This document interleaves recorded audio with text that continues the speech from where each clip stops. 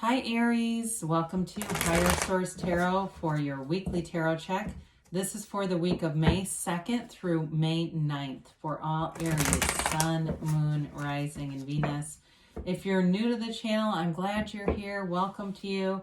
I post new readings every Friday, then again on Monday. So if a reading doesn't resonate, you can check back in a couple of days. You could check a different part of your chart, or even look around on Mondays. The format on Monday is different every week, so there's quite a bit of different kinds of readings available to you on Monday. Thanks to everybody for subscribing, hitting that like button, and just watching the readings. I appreciate your support. It does not go unnoticed, and if you haven't subscribed yet, love to invite you to join us and subscribe so you'll know when anything new is posted. All right, let's begin and get the guidance for Aries, Sun, Moon, Rising, and Venus. What does Aries need to know? What messages do you have for Aries, please? All right, so we're going to begin here with the tarot, and then we'll use the angel answers. Oracle cards, too. So we begin here with the Two of Pentacles, the Knight of Pentacles, the Nine of Wands, the Nine of Cups, the Tower, the Ten of Cups. Well, I actually like to see that together. The Eight of Swords, and the Hierophant. Well, if you're worried about something, as soon as the Hierophant came in, I felt like they're trying to tell you just be still and know. Know that things are working out for you. Things are always working out for you. No matter what happens, the universe wants to bring you your desires. So you have an interesting mix of cards here. You've got water, Pisces, Cancer, Scorpio, Earth, Taurus, Virgo, Cap. You've got air here too, Gemini, Libra, Aquarius. A little bit of, you got Taurus in general, but plus you do have fire here too, Aries, Leo, Sag. But I feel like you're in this analysis paralysis thing, or you're playing some kind of a waiting game on something. I do see it moving forward though. Especially if it's like a relationship or, you know, anything to do with emotional satisfaction. The Two of Pentacles is also a time of feeling very busy. So when I started the reading, I felt like somebody was waiting on a house, doing some kind of paperwork. And it's like that kind of thing. You're waiting for some kind of material thing to come through. And it feels like it's being held up a little bit with paperwork. But don't give up. It's like when we get to the Nine of Wands, that's, you know, don't quit 5 minutes before the miracle happens. Sometimes we inadvertently do things that extend the waiting time. We are too aware of the lack of it. And so that gets current in our vibration. Lack consciousness becomes our guide. And that's when things take longer. So with the Knight of Pentacles, this is long lasting. Okay. It's doing it right the first time too. I hear measure twice, cut once. So if you're doing something with a home and that's what that's about, they're just trying to tell you it's all about doing it right the first way. You know, you're the initiator of the zodiac. You like to be at the front of the line. You like to get things moving. And this is not really your most favorite kind of energy. I understand that. But sometimes it's okay just to allow it, be easy about it. Go do something else. Get your mind off of it, because with this, it's all coming together and it's just a matter of allowing it to happen. For some of you, it can be related to like a new employment or new endeavor or new relationship, but it will be long-term with this energy. So it's also being careful with money. Okay. So there's a commitment here. There's promotions coming, but they all take, it's like everything takes a lot of time. But if you're a type A personality, which a lot of Aries sun tend to be, you'll actually enjoy this because it'll be done right. You won't be going, I wish they would have. You'll know, like, this was exactly how it should have been. So for love, this can be somebody who takes a while to approach you too. So if a relationship isn't here, I do feel like there's one coming in. So I mentioned Nine of Wands. You don't give up with this energy. You know, you never quit here. You keep going. Now, for some, it does indicate a wound. It indicates he's got that psychic wound. It's more of a wound of the spirit, of the soul. You know, it could be a wound of the ego too, though. It may be having a lot of doors shutting in your face, especially if it's an employment thing. It may seem like you were right on the precipice of getting that job and the damn thing didn't work out and you're going, why? And then you see who they hired and you go, what in the world? Or, right, you see the person that gets a promotion and you go, this makes no sense. But it will. It does make sense in the end because you end up exactly where you should be. You know, it may be even too, you get passed over for promotion and you realize afterwards the tremendous amount of work it would have been, but the person who gets it thinks exactly like you. So you get the ease of being in a great work environment without having all the long hours. So for somebody that's happening, I guarantee it is. So others of you though, again, it's just about having that conquering spirit. It is the end of a cycle though. So for some, you're coming out of this, so it's not going to be as much efforting. This is a lot of effort, and it's having to it's on the cusp of force manifesting. So be careful with this because you can manifest stuff through force, right? Power versus Force by David Hawkins, great book. But you don't keep it when you do that. So the 9 of Cups is wish fulfillment. He's very proud of those cups. So what you're trying to do does come through here. And so I do feel like it ends up with the Tower showing up. It's like a whole new beginning for you.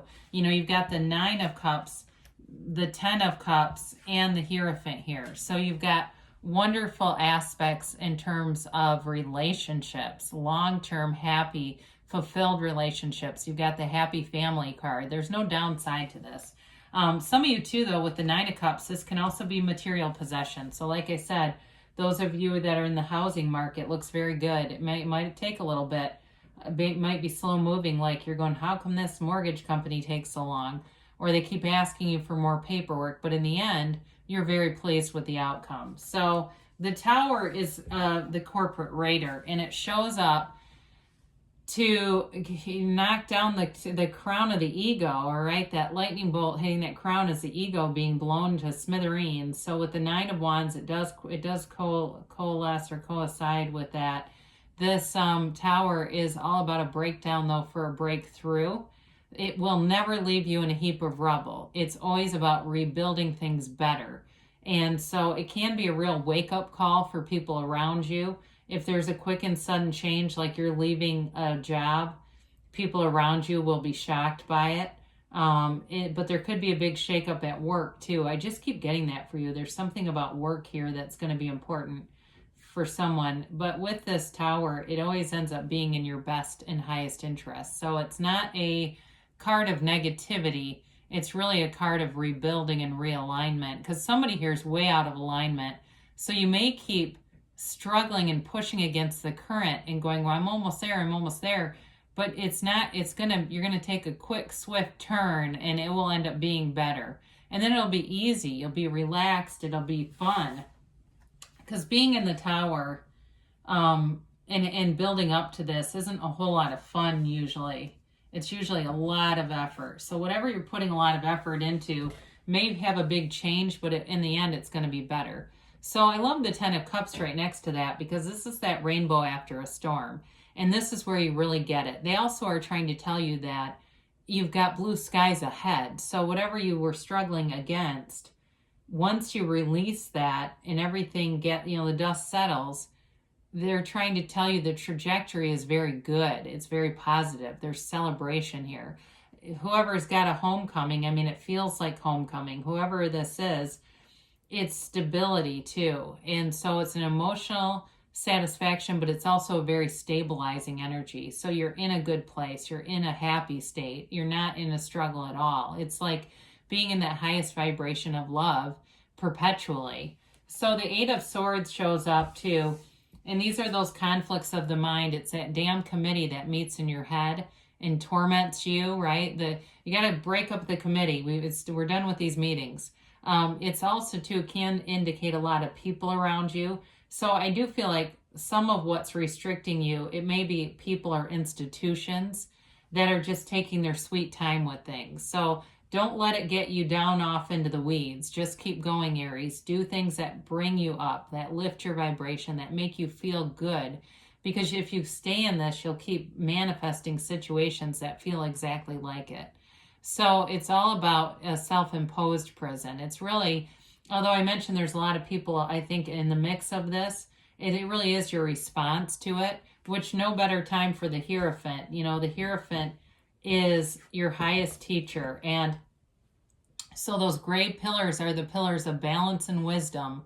It's it's your higher self leading the way. The keys to the universe are at the Hierophant's feet. And like I said, he holds up his hand and says, be still and know. It's all about accessing your inner self, quieting your mind, meditating. These are two monks at his feet. He's a teacher. So for some of you too, in a relationship, you may be attracting somebody who's a healer and a teacher, whether they know it or not. They have a real gift and facility for that. It may also be you though, but I do feel like that's part of a relationship for you that's very important. We didn't really talk that much about it because you have so much in the material plane here. I do feel like there is a commitment here though, in terms of a relationship, and this is a marriage card, so it's long-term. This also is someone who makes a great partner. So in a relationship, you're attracting someone who is a good fit for you. It is a relationship that has a lot of potential. And it may be more than potential because there's great joy in this reading. So for some of you, if you've already met them, it may seem like some of these other things are pretty trivial. You know, it makes life go by a lot faster when you're in love and you're feeling excited and enthusiastic about something. So let's see about the angels here for Aries.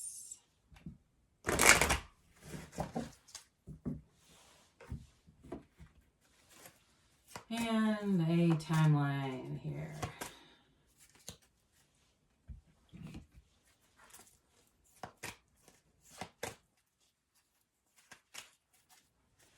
All right, so you have here, let go. I feel like we haven't had this in ages. Let go and let the universe. Let go and let God.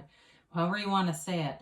It's really about not so much that force manifesting. That's important here. You've got abundance coming in, and I would say so with that 9 and 10 of cups showing up. It's abundance in all areas, though, in work, in fun, in friendships, and in love. Money, too. So you've got good aspects here all the way around. You've got peaceful resolution. So whatever you're struggling with here, it is resolving itself. It is getting better. And so part of it is just getting yourself out of thinking about it too much. You've got take action. So into action, right? We go into action. And for some, even if it's just a phone call, you know, asking about where is this process, if you're waiting on something. If it's a person too, you may decide to take action with them too. If it's a relationship you're wondering about, because they give you a yes. So things are moving forward for you, Aries. I love you, and I'll be back again soon.